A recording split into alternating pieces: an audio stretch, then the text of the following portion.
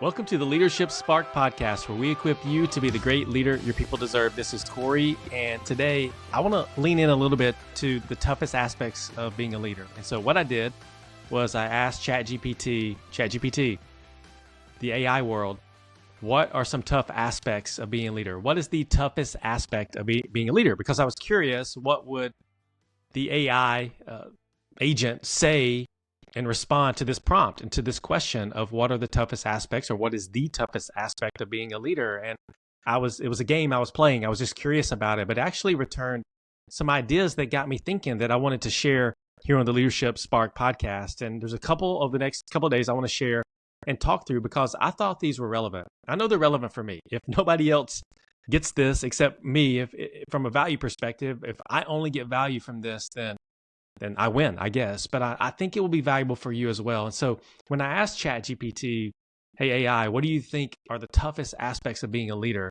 You know what it came back with?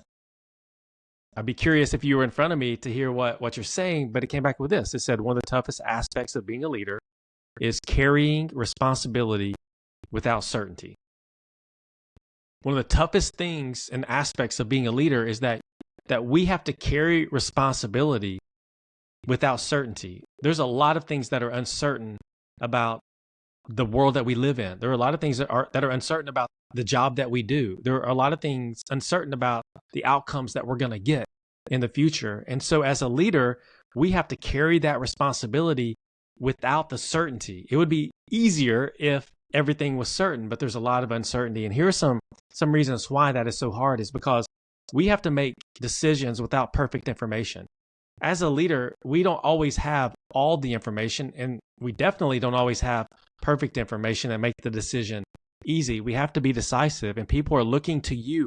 People are looking to me as a leader for direction, and we rarely get the full picture before we have to act on the information that we have. And so we have to weigh risks, we have to weigh trade-offs, and we have to choose a path, and we have to go. Now, the good news is that you can pivot, I can pivot my decisions if I get new information in, but still it's uncertainty and we have to lean into it, and we could be wrong.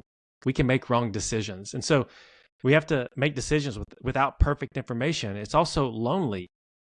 Being a leader is lonely. We often have to protect our team from chaos that's coming from different parts, above, outside, beside, whatever that may be, while absorbing the struggles. And so we're trying to block the chaos and absorb the struggles that we have on our team. And that can be a lonely place to be. We have to act as the buffer. We have to act as the bridge. We have to act as the backstop. And most of the time, we don't get thanked for it as a leader.